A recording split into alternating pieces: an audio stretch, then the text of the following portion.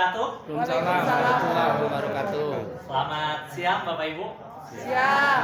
Minal aidin wal faizin, mohon maaf lahir batin. Senang sekali ya akhirnya kita bisa ketemu Ba'da Ramadan ya, sudah kembali segar nih.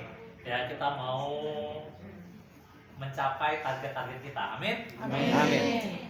Yang baru pertama kali ketemu saya boleh. Ya, 90% baru pertama kali ketemu saya. Kenalin, nama saya Jafrial. Ya, nama saya Jafrial Jasman, tapi panggilannya Ijab, nggak pakai kabul. Ya, nah, Ijabnya pun pakai P ya, IJAP. Jadi nanti kalau WhatsApp, ya kan, Ijabnya pakai Ijab ya. Jadi ketahuan yang mana yang kenalnya tuh dekat. Ya, kalau belum kenal tuh biasanya manggilnya Pak Jafrial. Ya, Pak Jafri gitu kan. Terus ada Pak Ijab tapi Ijabnya pakai B. Oh, ini berarti belum kenal secara personal gitu ya. Nah, jadi nama saya Ijab, saya ini aslinya Sumatera, Padang. Ada yang asli Padang? Soalnya namanya jelas. Ya. Sudah nebak dia, Pak. Oh, sudah nebak ya. Ada Pak Jafran mirip rendang Padang. Iya. Enak dong berarti.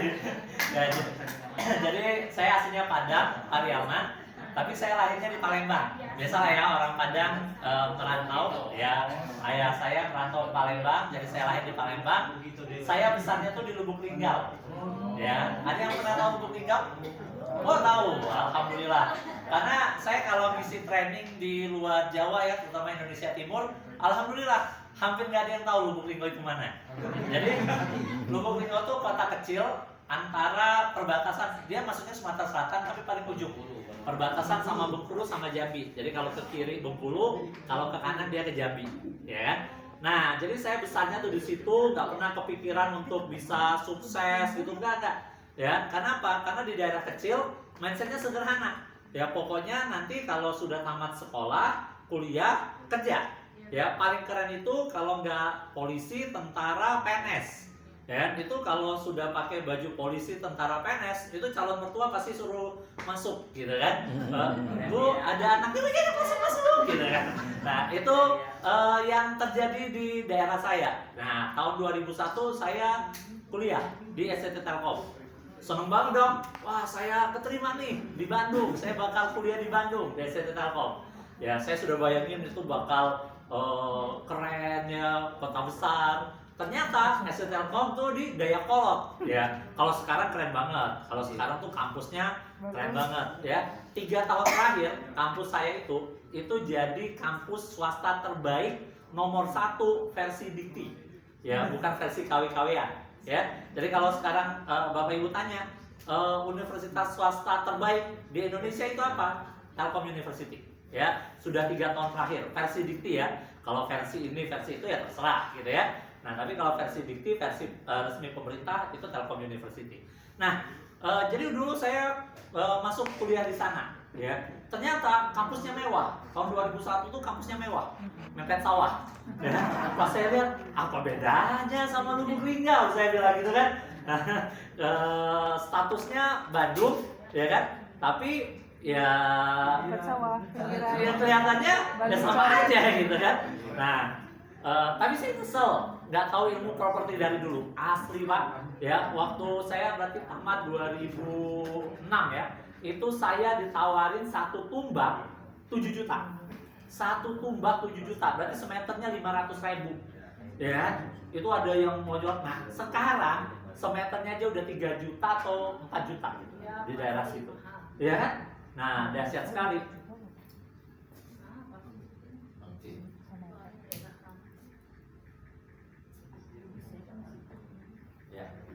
Nah, jadi teman-teman bisa bayangin ya. Nah, dulu saya tinggal di asrama. Saya cerita ini untuk apa? Karena kita akan bicara tentang keajaiban, gitu ya. Jadi saya tinggal di asrama, 1 kamar 8 orang. Ya, jadi saya sudah punya teman 1 ranjang dari sejak 2001. Karena ranjangnya tingkat. Nah, 8 orang, kemudian 6 kamar, 1 kamar mandi. 8 orang, 6 kamar, 1 kamar mandi. Kamar mandinya tuh kayak barak gitu lah, ya kan? Pas kita masuk kamar mandi segede inilah, terus ada tempat beberapa untuk toilet, beberapa untuk mandi. Ya, kira-kira kayak gitulah. Kalau mau ujian, rebutan gitu ya. Kemana-mana saya naik angkot. Jadi saya relatif ngerti jalur angkot. Tahun pertama tuh saya naik angkot kemana-mana. Tahun kedua saya pindah kosan. Saya pindah kosan itu satu kamar sewanya 1 juta per tahun, bukan per bulan. Ya, itu namanya Gang Demang 231. Sekarang Anda masih bisa cek, ya kan? Nah, cuman sekarang kayaknya udah nggak 1 juta lagi ya, di sana udah cukup mahal. Baru setengah tahun di sana, beberapa bulan lah, saya kurang ingat. Beberapa bulan di sana baru saya beli motor, ya, Supra X warna hijau. Jadi kalau Anda lihat sekarang saya punya beberapa mobil gitu ya, saya punya Mercy, saya punya Alphard, punya beberapa lain. Itu dulunya juga saya sama, ya, sama sebagian besar dari teman-teman. Ya, saya naik motor Supra X yang warnanya biru, ada stripnya, warnanya hitam tapi stripnya tuh biru dan hijau. Ya, beberapa kali saya melihat itu, saya ingat masa lalu, gitu ya. Nah, seperti itu, ya. Kemudian saya nggak pernah kepikiran untuk punya bisnis, nggak pernah kepikiran untuk bisa keliling dunia, ya kan? Terus berjalan aja, ya, beberapa hal saya mulai belajar dan sebagainya. Saya mulai melakukan apa yang saya ketahui. Alhamdulillah, ya. Saat ini, ya, Bismillah, ini bukan untuk sombong-sombongan, ini untuk menginspirasi teman-teman karena saya akan bicara tentang pemicu keajaiban. Saat ini saya tinggal di Batu Nunggal. Kemarin pagian sama Pak Denny berkesempatan silaturahim ke rumah. Nanti teman-teman Bapak Ibu semua boleh ke rumah, ya kan? Nah, nanti mungkin kita bisa adain training. Ini training yang saya share di grup, ya. Ini trainingnya tuh 2 jam. 2 hari. Jadi nggak akan mungkin bisa kita selesaikan hari ini. Jadi kita akan bagi beberapa, ya kan, beberapa chapter biar biar benar-benar bisa dipraktekin. Setuju ya? Nah, sekarang saya tinggal di Batu Nunggal. Rumah saya itu sekitaran, ya, kalau biasanya kan kalau yang mau jual pengennya mahal gitu ya, yang beli pengennya murah gitu ya. Tapi kalau kita ambil rata-rata, rumah saya itu sekitar 7 M lah. Ya, saya juga punya kos-kosan di daerah Pahlawan di Ciputra, ya. Kalau teman-teman yang sering lewat sana, mentok Pahlawan belok kanan, nanti ada kayak tentara-tentara gitu. Nah, sebelahnya tuh ada SD, ya. Setelahnya lagi tuh ada pabrik kulit. Nah, sebelahnya ada kos-kosan saya, sebelahnya ada makasih kan. Sebelahnya ada klinik dokter, rame banget kliniknya. Nah, di situ kos-kosan saya. Kemudian saya sudah keliling ke 35 negara, ya. Beberapa negara itu sudah beberapa kali. Saya udah lebih 100 kali melakukan perjalanan ke luar negeri. Saya sudah umroh 9 kali. Ya, doain mudah-mudahan tahun depan haji. Ya, kalau nanya kenapa belum haji, Pak? Ya, karena daftar haji lama. Ya, saya sudah daftar lama. Kalau cek di daftarnya itu insya Allah tahun depan, ya, tahun depan haji, doain ya. Nah, kenapa saya bilang kayak gini? Saya pengen teman-teman sadari bahwa saya ini bukan anak orang kaya yang ayah saya bupati, wali kota gitu ya. Terus saya enggak, no, ya. Jadi saya melakukan prosesnya. Walaupun bagi sebagian teman saya prosesnya itu ajaib. Masa sih? Itu kepijak teman kita dulu, ya, yang kalau makan itu beda-beda 500 rupiah aja dibela-belain, ya. Misalnya soto ayam yang ini 7.000, soto ayam yang ini 6.500. Ya udah, ya, walaupun jalan agak jauh gitu ya, kita pilih yang 6.500 gitu. Ngerti nggak? Nah, jadi itu yang akan kita share gitu ya. Nah, saya akan mulai dengan sebuah cerita, ya, tentang tukang cukur. Ya, kalau di Bandung ini tukang cukur, kalau kita tanya, Kang, aslinya mana? Ya, rata-rata mereka menjawab, Garut, ya kan? Nah, jadi kira-kira ada tukang cukur, ya, dia lagi cukur rambut mahasiswa. Kemudian dia nanya si tukang cukur rambut ini, Kang, Akang mahasiswa ya? Iya. Akang percaya Tuhan nggak? Percaya. Akang percaya nggak kalau Tuhan itu maha kaya, maha pengasih, maha penyayang, maha segalanya? Percaya. Saya dulu juga sempat percaya, Kang. Kok gitu? Iya, saya tuh dulu sempat percaya, kata si tukang cukur rambut, kalau Allah itu ada. Allah itu maha besar, maha kaya, maha pengasih, maha penyayang, maha adil. Dulu saya sempat percaya. Tapi makin kesini, saya makin gak percaya. Kenapa gitu kan? Sok sini, ya coba pikir pakai logika, pakai otaknya. Ya, kalau Allah itu ada, maha besar, maha pengasih, maha penyayang. Lihat di luar jendela. Kenapa masih banyak orang yang makan aja susah, yang anaknya sekolah nggak ada duit, yang keluarganya sakit, BPJS aja nggak punya. Ya, coba mikir. Oh gitu ya, kata si mahasiswa. Bener juga, kata si mahasiswa. Selesai dicukur, mahasiswanya sisiran. Terus mahasiswanya iseng nanya, Kang, akan percaya nggak kalau di dunia ini ada tukang cukur rambut? Hah? Ya percayalah. Saya kan tukang cukur rambut. Kamu kan barusan dicukur. Dia bilang, iya Kang. Dulu saya sempat percaya kalau di dunia ini ada tukang cukur rambut. Tapi makin kesini saya makin nggak percaya kan. Kenapa? Sok kita lihat di luar jendela. Kalau tukang cukur ada, kenapa masih banyak orang yang rambutnya berantakan? Ya toh? Terus dengan santainya si akannya bilang, tukang cukur mah ada, mereka aja yang nggak datang ke saya, nggak ngomong sama saya. Kalau mereka datang ke saya, ngomong sama saya, ya kita rapiin. Dan dengan santainya, ya mahasiswa tadi bilang apa? Sama Kang, tukang cukur mah ada. Ya, mereka aja, Allah itu ada. Ya, manusianya aja yang nggak datang ke Allah, nggak minta sama Allah, makanya nggak dirubah. Ngerti nggak maksudnya? Nah, jadi banyak orang yang nggak minta. Ya, kalau nggak minta, ya nggak dikasih.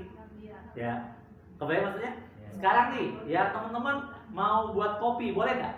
Boleh. Mau air putih, boleh nggak? Boleh. Terus teman-teman ngedumel, kenapa ya? Pagian minum kopi, pagian minum air mineral. Kok saya enggak? Ya nggak minta. Kalau minta dikasih nggak? Dikasih. Kenapa ya? Si A banyak brosur, kenapa sih nggak punya brosur? Ya nggak minta. Ngerti nggak maksudnya? Ya kalau minta dikasih, sesimpel itu, benar nggak? Nah, kira-kira gambarannya kayak gitu. Nah, hari ini kita akan bahas itu, ya, bagaimana caranya. Sekarang saya tanya, siapa yang pengen umroh? Saya. Nah, tadi sholat zuhur kan? Nah, jujur, siapa yang tadi sholat zuhur benar-benar, ya Allah pengen banget umroh ya Allah, ada nggak? Nggak ada. Nah, cuman 10% lah, 5%. Yang lainnya enggak. Ya? Nah, bisa, ya kan? Nah, pertanyaannya adalah kalau boleh minta banyak, kenapa mintanya sedikit? Ya kan? Nah, jadi kita bahas bab doa dulu nih, ya kan? Doa itu ya harus spesifik. Ya, kalau nggak spesifik, ya jangan salahin Tuhan. Contoh, jangan salahin malaikat, ya Allah, ubah hidupku. Tahun 2022 nggak ada utang, 2023 banyak utang, berubah nggak hidupnya? Berubah. Dikabulkan nggak doanya? Dikabulin. Ya kan? Nah, kira-kira gambarannya tuh kayak gitu, ya. Nah, masuk Bu, silakan duduk. Nah, boleh yang kosong diisi aja depannya biar nanti yang datang nggak ganggu kita, bisa langsung duduk. Boleh kedepanin aja Pak.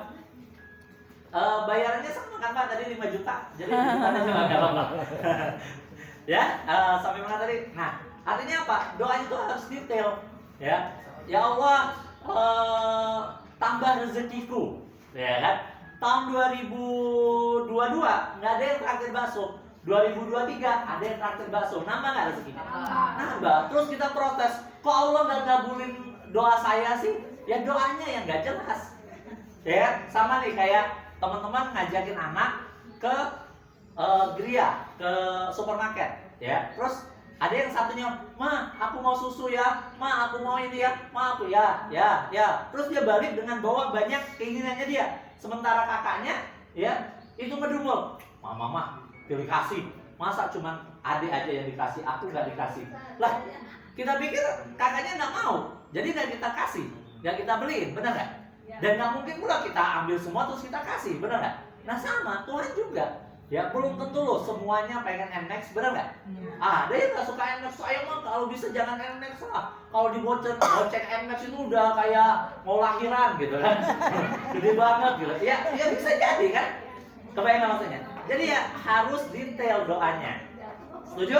Nah, nanti kita akan bahas juga bab doa ya. Kenapa doa itu dahsyat ya. Nah, ya. Ya. Ya. Ya. Jangan ditanya. Ya. Oh. Ya, boleh. Tapi nggak spesifik. Itu boleh. Cuman ya itu tadi, ya kan? Dikasih apa? Bakso itu halal nggak? Halal. Halal, toib nggak? Toib ya sudah dikabulkan. Ya, melimpah itu beda-beda. Kan kata guru saya gini, tentukan kata cukupmu agar datang rasa syukurmu. Ya, kita ini tiap orang beda-beda cukupnya. Contoh, dikasih minum, ada yang segelas cukup, ada yang segelas kurang. Ya, makanya harus clear, harus detail. Nah, tapi nggak boleh maksa. Ya, gimana caranya doa detail tapi nggak maksa. Jangan titik tapi pakai koma. Misalnya, teman-teman pengennya mobil expander. Doa ya Allah, pengen banget ya Allah punya mobil expander biar nanti bisa mudah ngajakin orang, ngajakin keluarga, nganter ibu itu kan. Atau ya yang lebih baik menurutmu.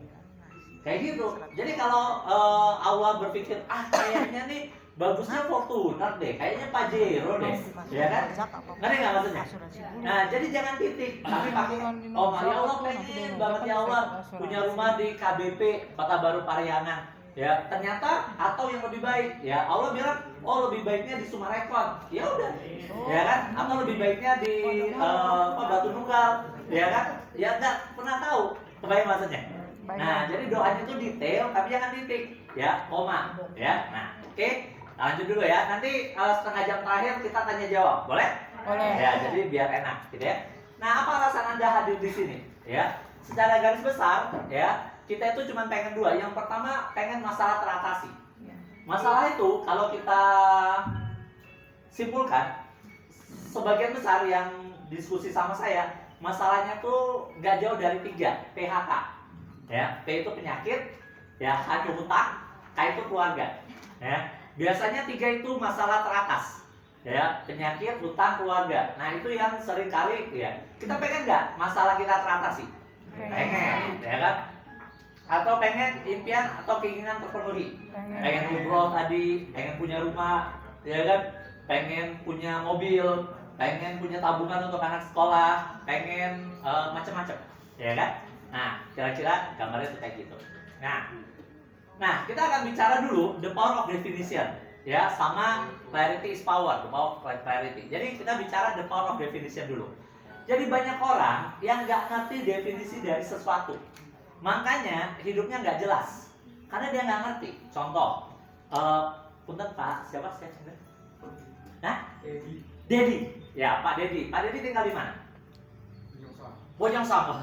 Dekat kampus saya dong. Di mana ini Pak? Yang dulu di Sukavirus saya. Oh, Sukavirus. Sukavirus yang di mana Pak? Di dekat apa? Yang setuju. Gang Setuju. Ya. Oh. Sebelah sana Gang Demang.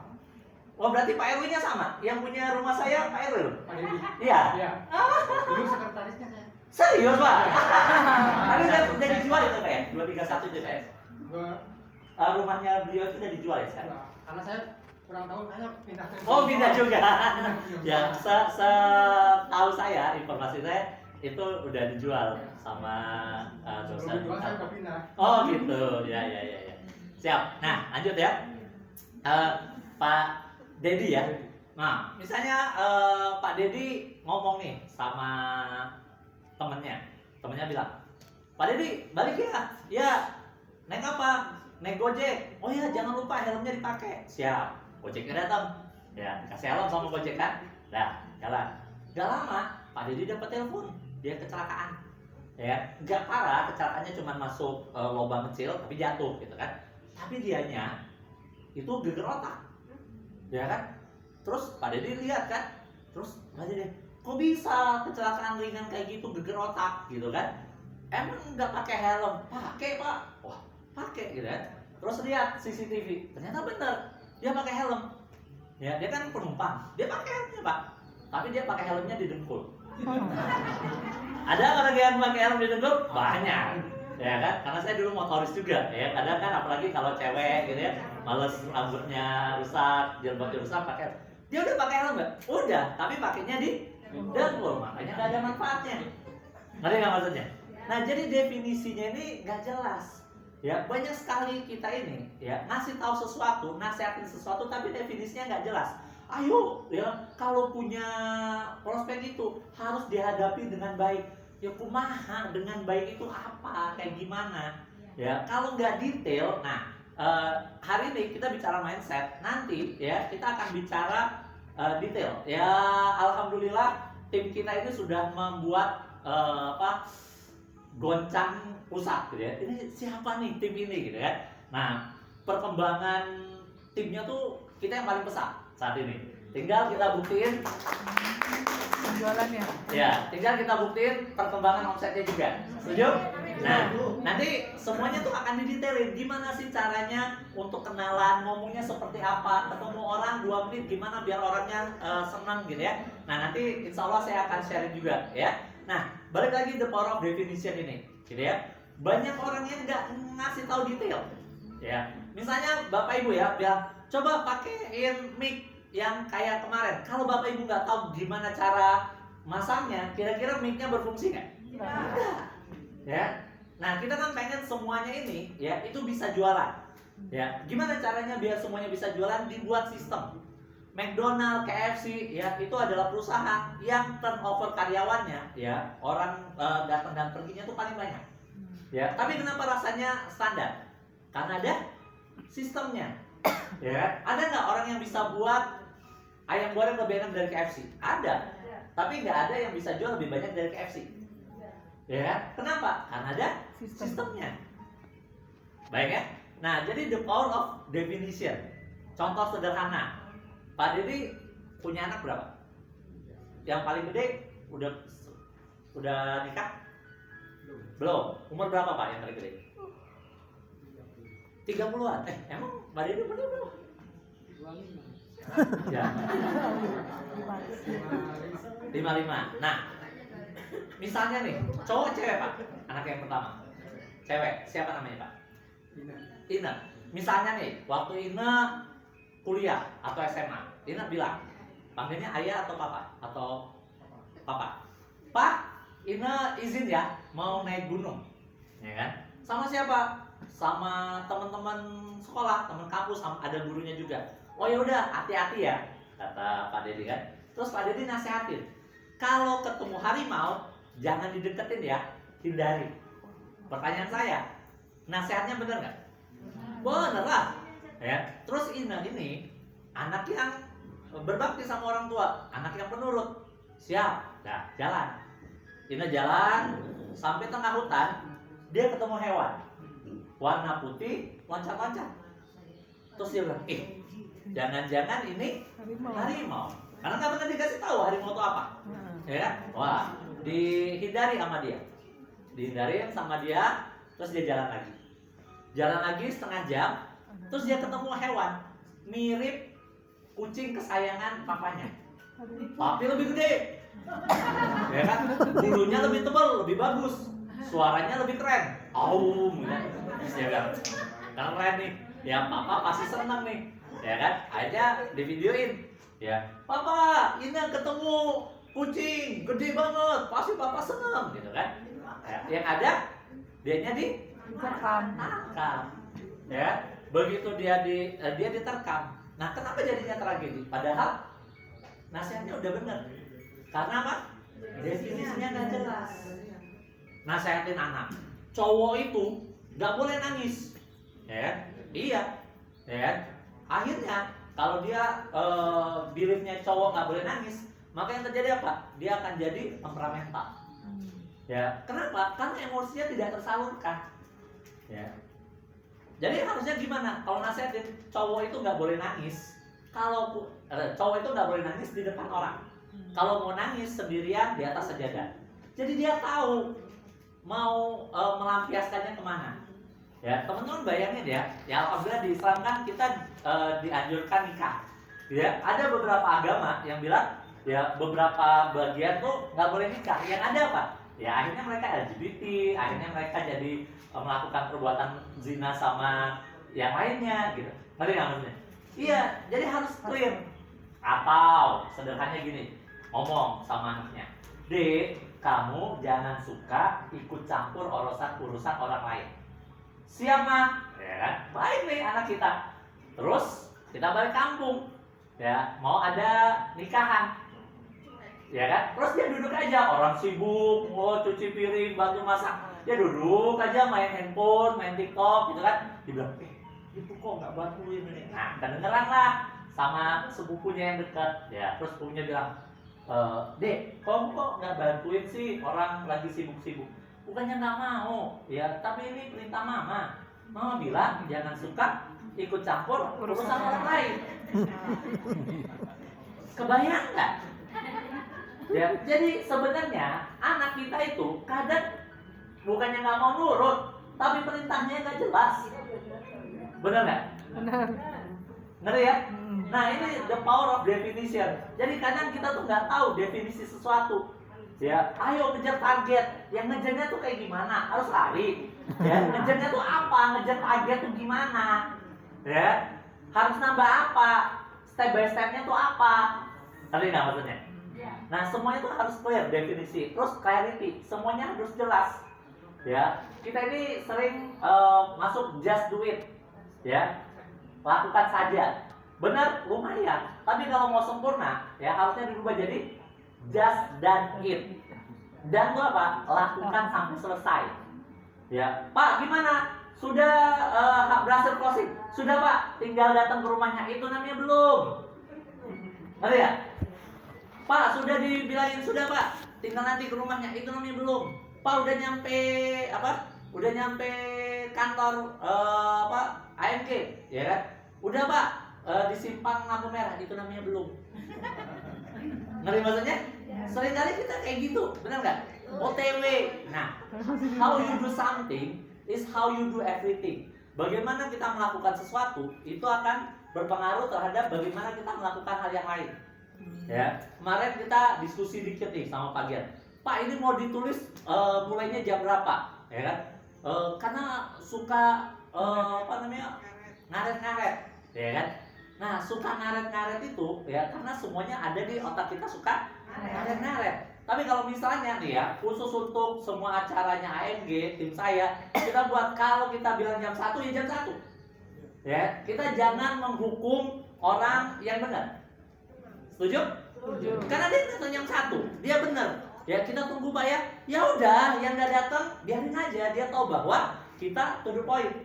Ya, dan kalaupun misalnya memang nggak bisa datang ya nggak apa-apa juga. Maksudnya nggak bisa, misalnya harus nganter anak dulu ya nggak apa-apa juga, ya kan? Toh kita juga mengerti, ngerti maksudnya. Ya. Tapi kita harus sadari misalnya nih ya, mau berangkat dari sini ke site gitu kan, kumpul jam berapa? Jam 8. Udah, tulis aja jam 8. Kita biasain kayak gitu. Jam 8 berangkat aja. Kalau dia ditinggal, ya nggak apa-apa. Yang ditinggal jangan baper. Yang ninggalin jangan kesel. Ngerti nggak maksudnya? Karena the power of clarity. Jadi kita clear aja nih, ya jangan sakit hati gitu kan? Ya, kenapa? Karena kalau nungguin yang itu, yang sudah datang tepat waktu yang sakit hati, benar nggak? Setuju ya? Jadi mulai sekarang, kalau kita mau janjian apa, insya Allah kita usahain setepat waktu mungkin, ya. Nah, saya sebulan sebelum puasa itu 2 minggu diundang untuk diundang untuk dakwah di Jepang. Ya terakhir itu kita bareng-bareng ngisi di Masjid KBRI sama Pak Ridwan Kamil. Itu saya 2 minggu di sana, kemana-mana naik kereta Shinkansen. Itu ya, kan bahasanya bahasa Jepang semua. Saya nggak bisa bahasa Jepang. Saya lihatnya dari mana? Dari waktu keretanya. Mereka itu benar-benar on time. Ya, misalnya kereta ke Suzuya gitu kan, 12.53. Udah, saya tinggal nunggu aja. Yang mana ada tulisan 12.53 udah. Saya tunggu di situ, ya. Dan begitu 12.53 keretanya nyampe. Ya. On time itu, gitu ya. Nah, kita akan bicara tentang Miracle. Miracle ini artinya apa? Keajaiban. Keajaiban. Nah, sekarang saya akan fokus ke definisi, ya. Setiap hal saya akan fokus ke definisinya. Sekarang definisi keajaiban itu apa? Ajaib itu apa Bapak Ibu? Sesuatu yang Di luar nalar. sesuatu yang terjadi, itu kejadian. Sesuatu di luar nalar, sesuatu Di luar di luar dugaan. kebiasaan, Di luar sesuatu dugaan. di luar dugaan. Amazing. Amazing, gitu ya. Nah, Iya, miracle terjadi. kejadian yang nggak disangka, betul Bu, ya kan? Nah, jadi ya teman-teman, kejadian yang luar biasa, nggak disangka, amazing gitu ya, kalau bahasa kita gitu ya, yang di luar akal, benar nggak? Iya. Jadi miracle itu sesuatu yang nggak masuk akal, setuju? Setuju. Ajaib, ya namanya keajaiban. Jadi nanya, miracle itu apa? Keajaiban. Keajaiban itu apa? Miracle ya, kayak gitu lah. Kan yang ditanya ajaib itu apa gitu kan? Nah, keajaiban sesuatu yang nggak masuk akal. Nah, kalau sesuatu itu nggak masuk akal, maka kita nggak bisa pakai akal. Kebayang? Oke, Pak. Bawa apa ya? Bawa lemari, gitu kan? Bisa nggak pakai mobil Brio, pakai Mercy? Enggak. Enggak, ya jangan pakai Mercy. Nah, kadang kita ini pengen hidupnya ajaib, ya, tapi ngejalanin hidup pakai akal. Nggak akan mungkin hidup kita ajaib. Teman-teman punya nggak saudara, teman, sahabat, tetangga, orang kampung yang dulu kayaknya nggak masuk akal dia bakal sukses, sekarang dia rumahnya gede, ya dia bisa melakukan banyak hal, dia bangun masjid, dia bangun Ada banyak, ya. Kenapa? Karena dia melakukan hal yang nggak masuk. akal. Contoh, kita mau sholat nih, ya, mau sholat udah sholat Allahu Akbar, punten banget. Misalnya kentut, ya kan? Misalnya kentut. Begitu kita kentut, apa yang kita